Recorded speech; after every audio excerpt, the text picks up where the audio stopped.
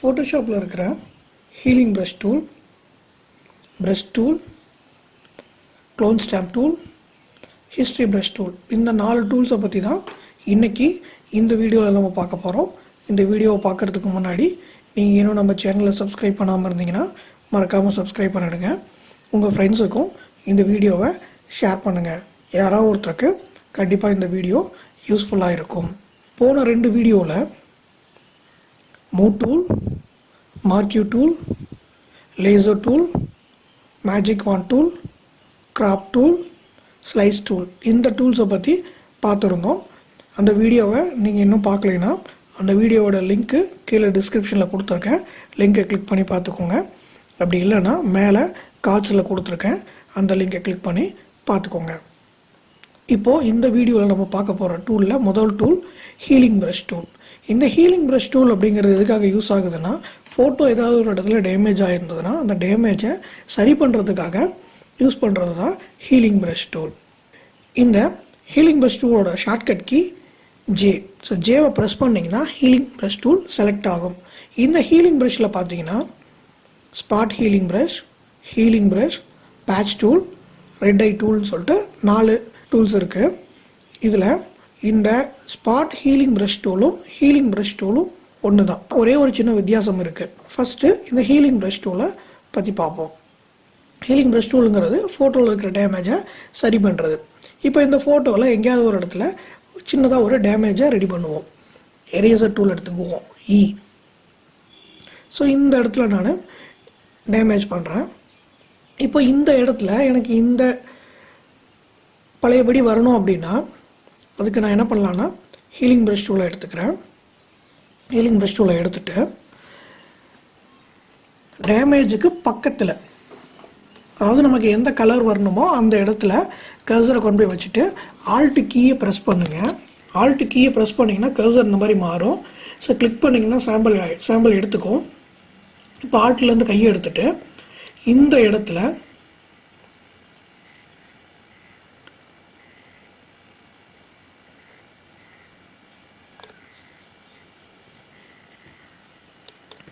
இப்படி அந்த கார்னர்லேயே கொண்டு வாங்க.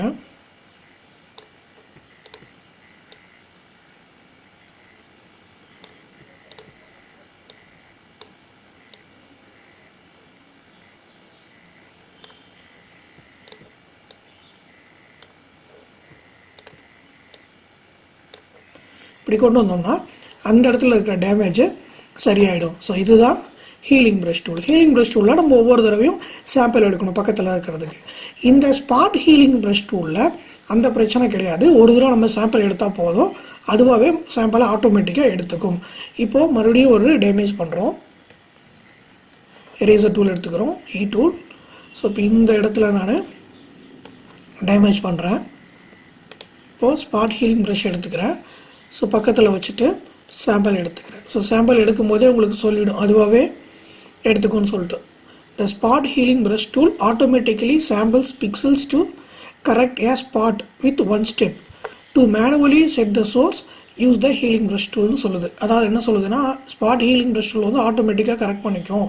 நீங்கள் மேனுவலாக கரெக்ட் பண்ணுற மாதிரி இருந்ததுன்னா ஹீலிங் ப்ரஷ் டூலை யூஸ் பண்ணிக்கங்கன்னு சொல்லுது. இப்போ நம்ம கண்டினியூ கொடுத்துட்றோம். ஸோ கண்டினியூ கொடுத்துட்டு இப்போது அந்த டேமேஜில் அந்த ப்ரஷ் டூலை அப்ளை பண்ணுறோம்.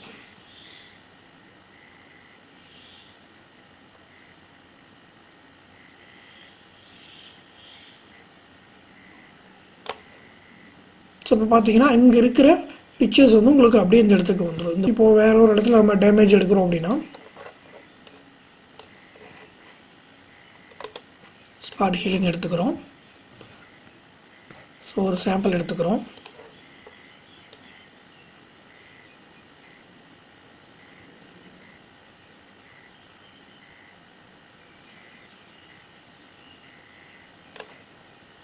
ஸோ பார்த்தீங்கன்னா உங்களுக்கு அந்த இடத்துல அந்த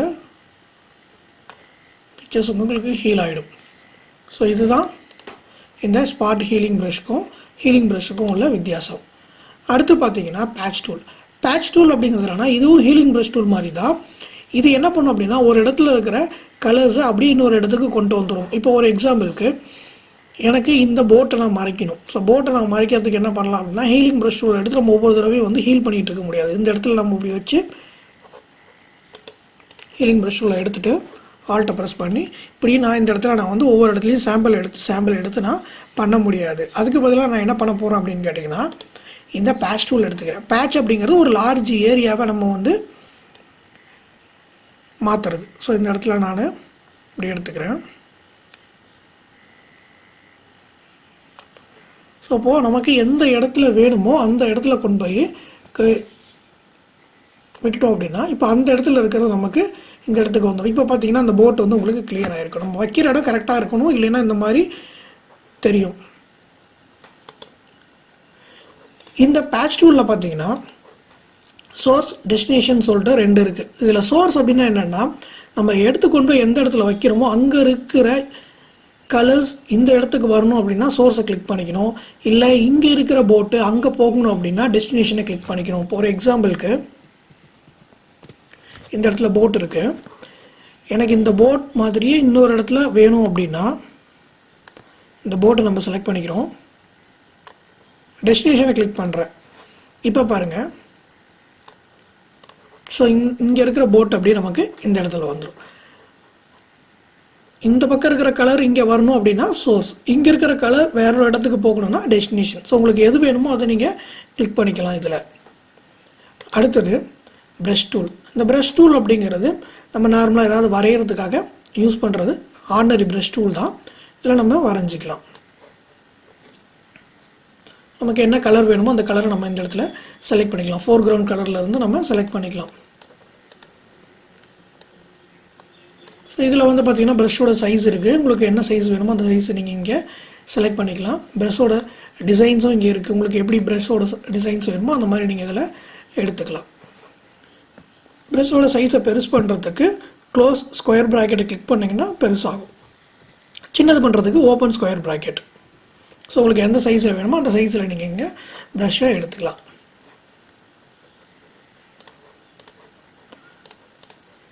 இந்த மாதிரி நம்ம கொடுத்துக்கலாம். நம்ம எப்படி வேணுமோ அந்த மாதிரி நம்ம ப்ரஷ்ஷை எடுத்துக்கலாம்.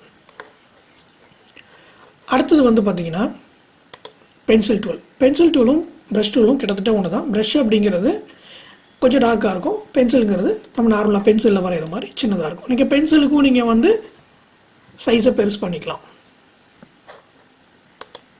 அடுத்தது colour replacement tool. Colour replacement tool அப்படின்னா என்னென்னா, ஒரு இடத்துல இருக்க கலருக்கு பதிலாக வேற ஒரு கலரை கொண்டு வரது தான் கலர் ரீப்ளேஸ்மெண்ட் டூல். இப்போ போட்டில் எனக்கு இந்த கலர் இருக்குது, எனக்கு இந்த கலருக்கு பதிலாக எனக்கு வேறு கலர் மாற்றணும் அப்படின்னா இந்த கலர் ரீப்ளேஸ்மெண்ட் டூல் எடுத்துக்கிறோம்.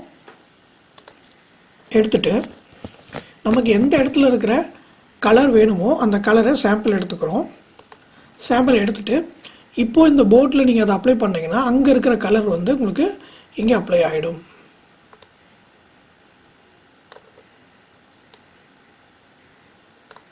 ஸோ ஒரு இடத்துல இருக்கிற கலருக்கு பதிலாக வேற ஒரு இடத்துல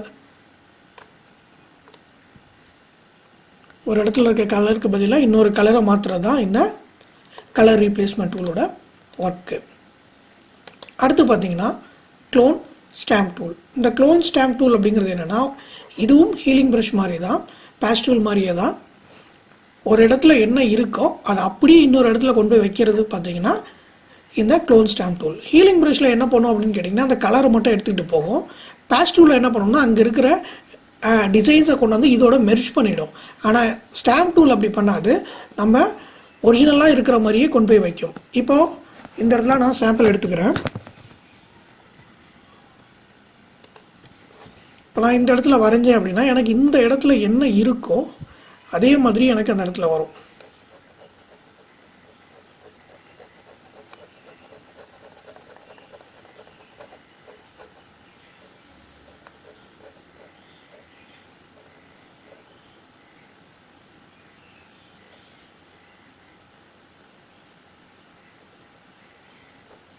ஸோ இங்கே பார்த்தீங்கன்னா தெரியும் உங்களுக்கு.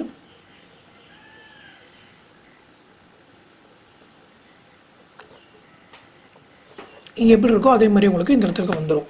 ஸோ இதுதான் clone stamp tool. Pattern stamp tool அப்படிங்கிறது இதில் பேட்டர்ன்ஸ் இருக்கும், நமக்கு வேணுங்கிற பேட்டர்ன்ஸை நம்ம இங்கே எடுத்து வரைஞ்சிக்கலாம். ஸோ பேட்டர்ன்ஸுங்கிறது ஒரு சின்ன டிசைன்ஸ்.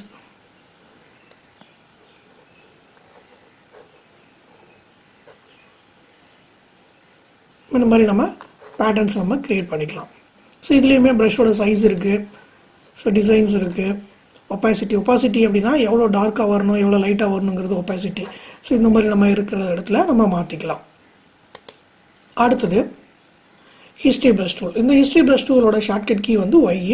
ஸோ இந்த ஹிஸ்ட்ரி ப்ரஷ் டூல் அப்படிங்கிறது என்னென்னு கேட்டிங்கன்னா, நம்ம பண்ண ஒர்க் எல்லாத்தையுமே வந்து எரேஸ் பண்ணுறது தான் ஹிஸ்ட்ரி ப்ரஷ் டூலோட ஒர்க்கு. நம்ம நார்மலாக ஏதாவது தப்பாக பண்ணிட்டோம்னா Ctrl+Alt+Z அடிப்போம். ஸோ அது வந்து பார்த்திங்கன்னா ஒவ்வொரு ஸ்டெப்பாக நமக்கு பின்னாடி போகும்.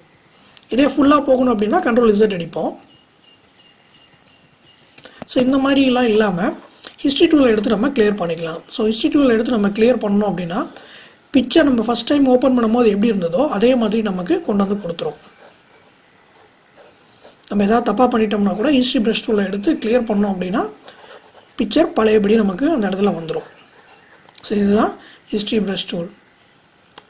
அடுத்து பார்த்தீங்கன்னா artistry brush tool. Artistry brush டூலுங்கிறதுனா இதுவும் ஹிஸ்ட்ரி ப்ரஷ் டூல் மாதிரி தான்.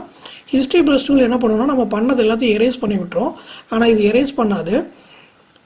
பார்த்தீங்கன்னா உங்களுக்கு அந்த ஒரு மாதிரி பிறுப்பிறுன்னு கொண்டு வந்து வச்சிடும். ஸோ இந்த மாதிரி நமக்கு கொண்டு வந்து கொடுத்துரும். ஸோ இதுதான் ஆர்டிஸ்ட்ரி ப்ரஷ் டூல். ஸோ இவ்வளோ தான் இந்த 4 டூல்ஸும். இந்த 4 டூல்ஸை பற்றி உங்களுக்கு வேறு ஏதாவது டவுட் இருந்தாலோ இல்லை ஃபோட்டோஷாப்பில் வேறு ஏதாவது டூல்ஸை பற்றி தெரிஞ்சுக்கணும் அப்படின்னாலும் கீழே இருக்கிற கமெண்ட் பாக்ஸில் கமெண்ட் பண்ணுங்கள். மறக்காமல் உங்கள் ஃப்ரெண்ட்ஸுக்கும் இந்த வீடியோவை ஷேர் பண்ணுங்கள்.